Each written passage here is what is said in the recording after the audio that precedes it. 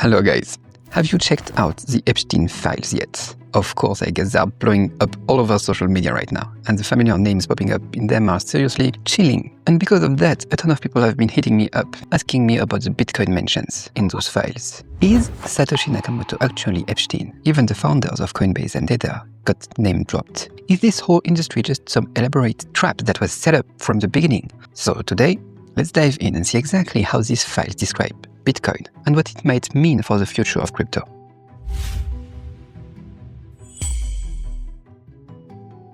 First, let's look at a timeline that will make you think twice. Back in June 2011, Epstein was already reaching out to early Bitcoin developer Gavin Anderson. That timing is wild. Satoshi Nakamoto had just stepped away a few weeks earlier, and Anderson had literally just come from a meeting at the CIA headquarters, talking about Bitcoin. Right after that, Epstein sends a call request. Coincidence? Or is there some intelligence shadow here? Or maybe it's just a top-tier predator making his move early. Fast forward to 2014. Back then, the mainstream world was still laughing at Bitcoin, calling it a tulip mania scam. But Epstein was already playing a different game. He went for the kill shot when it was vulnerable. The Bitcoin Foundation was basically going broke, and the core developers were about to lose their livelihoods.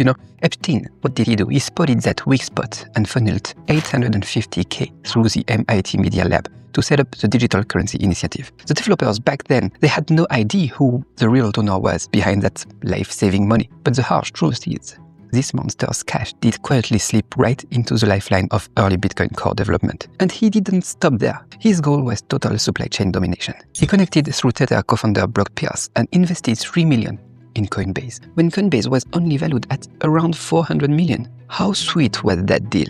By 2018, he sold just half his stake and pocketed $15 million, a clean 5x return. He even got into Blockstream's seed round with about $500K. Sure, it was a smaller amount, but the symbolism is huge. From the base layer tech protocol all the way to the end-user trading platforms, he left backdoors everywhere. In his eyes, Bitcoin wasn't some idealistic revolution, it was the perfect tool for elites like him to dodge regulations and get ahead of the game. But money was just the tip of the iceberg.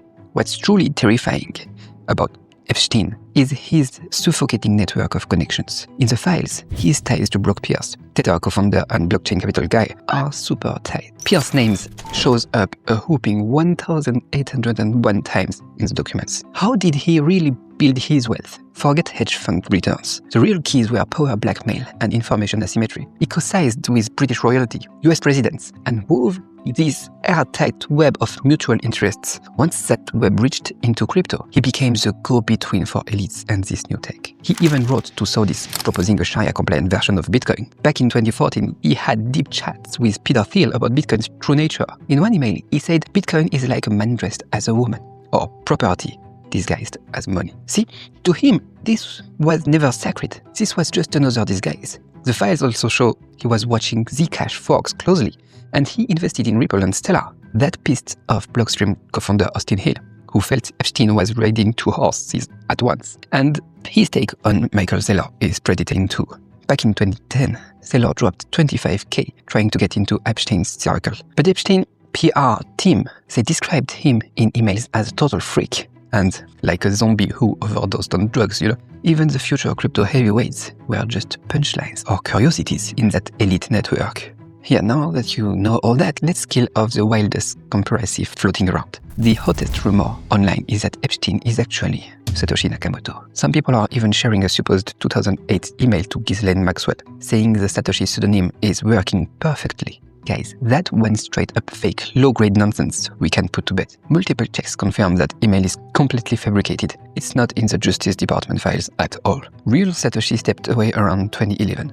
Meanwhile, in 2012, Epstein was still emailing mockingly about how those Bitcoin guys don't mind going to prison. That shows he was just a spectator and opportunist back then, not the creator. And claims like 75% of Bitcoin's code was written after his funding. That's classic misdirection. Open source projects evolve. Later maintenance, security fixes, optimizations make up the bulk. Just in 2025 alone, 135 developers contributed code. That iterative process is global consensus, not something a few $100,000 from years ago can hijack. Epstein did have a creepy obsession with transhumanism and designer babies. He talked to developer Brian Bishop about it. But right now, there is zero evidence he is at the origin of crypto, or even that he used crypto at scale for his crimes. So, what does this whole saga mean for our crypto space and our portfolios? You might think Epstein's dirty money tainted Bitcoins forever, but actually, this turned out to be one of the toughest stress tests Bitcoin has ever faced. A guy with massive power tried to infiltrate, exploit, maybe even control it, and in the end, he could only circle the edges of the code. That proves just how resilient a truly decentralized system can be. Yeah, having figures like Epstein, of course, linked to the industry, it hurts our image, but it also sends a loud message to institutional investors. Bitcoin can survive even this level of extreme pressure. Money can be dirty, but the consensus algorithm, that stays clean. Epstein left behind endless mysteries when he died in prison, but he couldn't take Bitcoin with him. Here, today in 2026, we don't need fairy tales anymore. What we need is clear-eyed awareness after seeing the power games up close. The real thing to watch out for isn't Bitcoin itself. It's the predators trying to recreate their blackmail and control schemes in the digital world. Hold onto your coins tight. Don't get shaken out by the rumors right before dawn.